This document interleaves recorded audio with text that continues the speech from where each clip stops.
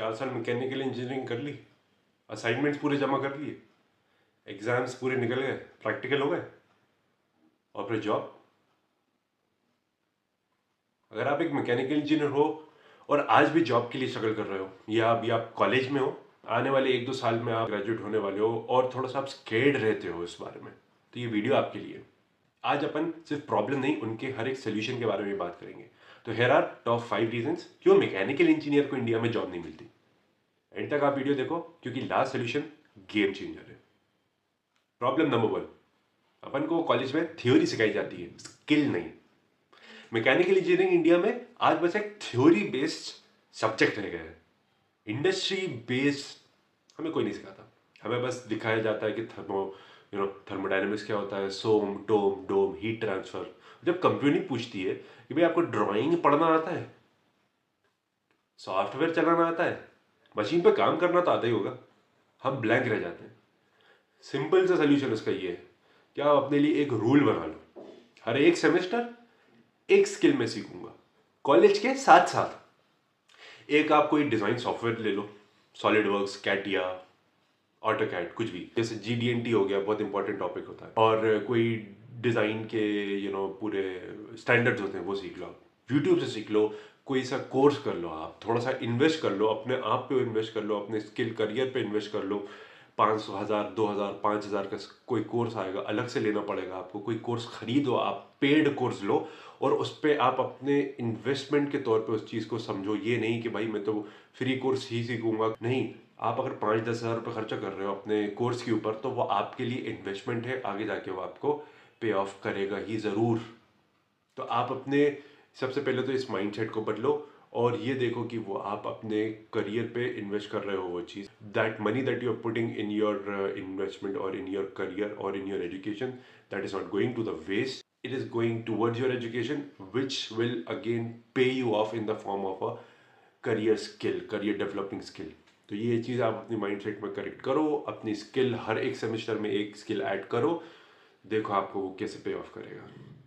Degree आपके साथ साथ बनती रहेगी, इंजीनियर आप खुद बनते रहोगे, स्किल आपको खुद सीखनी है, स्किल आपको ही एम्प्लॉयबल बनाएगी और हमेशा करियर में एडवांस करते रहेगी। प्रॉब्लम नंबर 2, कॉलेज में अपन को सब आइडियल सिनेरियो दिखाया जाता है, इंडस्ट्री की रियलिटी आपको कोई नहीं बताता। कॉलेज में बोला जाता है कि भाई मैकेनिकल इंजीनियर एवरग्रीन डिग्री है, ये तो बता दो भाई क्यों, कैसे भाई, जॉब कहाँ है, जॉब जॉब कहाँ है, और करियर करियर कहाँ है, ये तो बताओ। अपन को कोई ये नहीं बताता कि भाई गवर्नमेंट आपको जॉब है या PSU में आपकी कोई जॉब है, तो उसमें ये कोई नहीं बताता कि भाई सैलरी बहुत लो होती है, प्लेसमेंट के लिए भाई सीट बहुत कम होती हैं, ये सब चीज़ें और आपको कोई बता दे तो आप डिमोटिवेट भी हो जाओगे। तो उसके लिए आप ये करो, उसका सोल्यूशन कि आप थोड़ा सा अपने अंदर एक्सेप्टेंस लाओ, थोड़ा सा आप इस चीज़ को समझो कि मैकेनिकल इंजीनियरिंग का जो करियर होता है वो एक लॉन्ग टर्म गेम होता है। स्टार्टिंग में आप कोई सी भी अपने हिसाब से जो आपको मिले, आपकी सिटी में आपको जो मिले, आपके कॉलेज से आपको जो मिले, या कहीं बाहर से आपको लिंक्डइन से कोई से भी कनेक्शन से आपको कोई भी इंटर्नशिप मिले, भले ही वो पेड इंटर्नशिप हो या अनपेड इंटर्नशिप हो, that does not matter really, it does not, no. Mechanical engineering को इंटर्नशिप्स करना पड़ती हैं, आपको काम सीखना पड़ता है, पैसे मिले या नहीं मिले। स्टार्टिंग में सैलरी कम भी हो सकती है अगर आपको जॉब भी मिल जाए।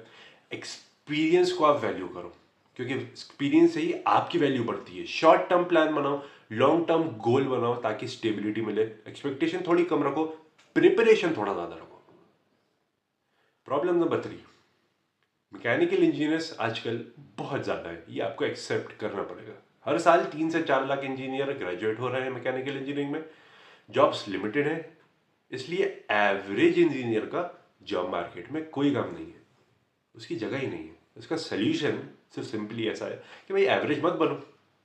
कैसे?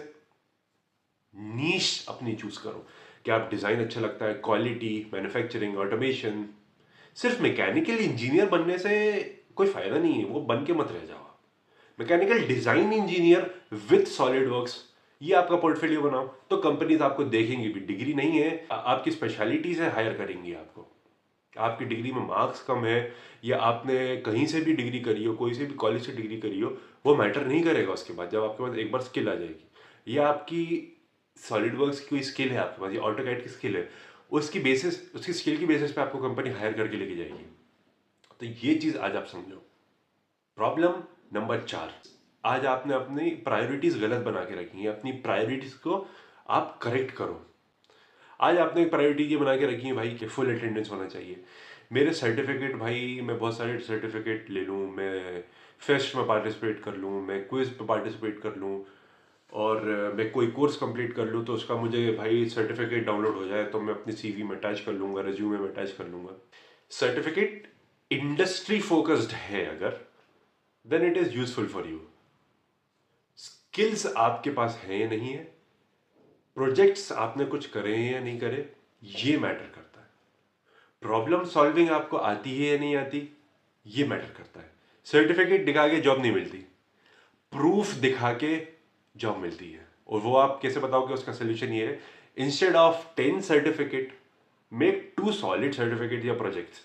एग्जाम्पल, कैड का एक कोई प्रोजेक्ट बना लो विथ प्रॉपर ड्रॉइंग, मैन्युफैक्चरिंग का उसका प्रोसेस, उसमें कुछ आपने एडिशनल उसमें नोट्स आपने लिखे हैं, उसमें आपने कुछ ऐसा एक पोर्टफोलियो बनाया है, आपने अपने प्रोफाइल बनाई है कि भाई ये मैंने ये प्रॉब्लम उठाई थी, ये एक मान लो कोई सा पार्ट है कैड का प्रोजेक्ट, इसमें मैंने बनाया, इसमें प्रॉपर डॉक्यूमेंटेशन करा आपने, उसमें ड्राइंग बनाई है, उसमें आपने हर चीज़ के पूरे नोट्स लिखे हैं।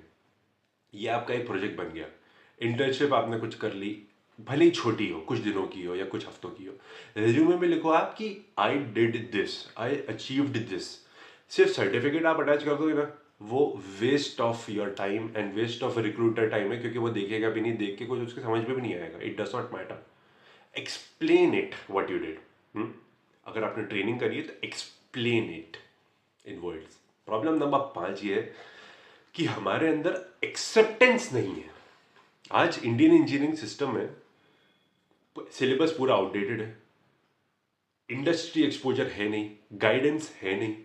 लेकिन सबसे बड़ा इशू ये है कि हम ये चीज़ एक्सेप्ट ही नहीं कर रहे हैं और हम इसके आगे बढ़ ही नहीं रहे हैं। सोल्यूशन इसका सिंपल है, सिस्टम स्लो है, आप फास्ट रहो, सेल्फ लर्निंग शुरू करो, लिंक्डइन पे एक्टिव रहो, इंजीनियर से बात करो, रिक्रूटर से नहीं। मैकेनिकल आप हो लेकिन उसके साथ अपने टेक्निकल का कॉम्बिनेशन करो, आप ऑटोमेशन कुछ ऐड कर लो, सिमुलेशन कुछ आपका डिज़ाइन ऐड कर लो, जो वो चीज़ जो आपसे झिल सके, जो आप अपने पोर्टफोलियो में इजीली ऐड कर सको। तो कंक्लूजन में ये रहेगा कि अगर आप मैकेनिकल इंजीनियरिंग की जॉब देख रहे हो और नहीं मिल रही, तो रीज़न सिर्फ मार्केट नहीं है, स्किल गैप है। उसका अवेयरनेस आप अपने अंदर पैदा करो, डायरेक्शन अपनी चेंज करो, क्योंकि गुड न्यूज़ ये है कि सब फिक्स हो सकता है। मैकेनिकल इंजीनियरिंग डेड नहीं है। ब्लाइंडली कुछ यूट्यूबर्स की या कोई मास्टर्स गुरु की ब्लाइंडली आप एडवाइस फॉलो मत करो। अपने अंदर देखो, वीडियोस आप देखो, उसके अपने अंदर फिर आप एनालिसिस करो कि मेरे अंदर स्किल गैप क्या है, क्या चीज़ मैं अडैप्ट कर सकता हूँ। आप एवरेज नहीं हो, आप सिर्फ सीख रहे हो। जॉब भी लगेगी आपकी, ग्रो भी करोगे आप, अगर आप स्टेप्स को, एक प्रोसेस को फॉलो करो। अगर आपको ये वीडियो हेल्पफुल लगी तो कमेंट पे लिखो आप, मैं मैकेनिकल इंजीनियर हूँ और मैं सीख रहा हूँ। If you found this video helpful, subscribe to my channel, क्योंकि यहाँ मैं मोटिवेशन नहीं, रियल इंजीनियरिंग रियलिटी और उसके सॉल्यूशंस के बारे में बात करता हूँ। See you in the next one.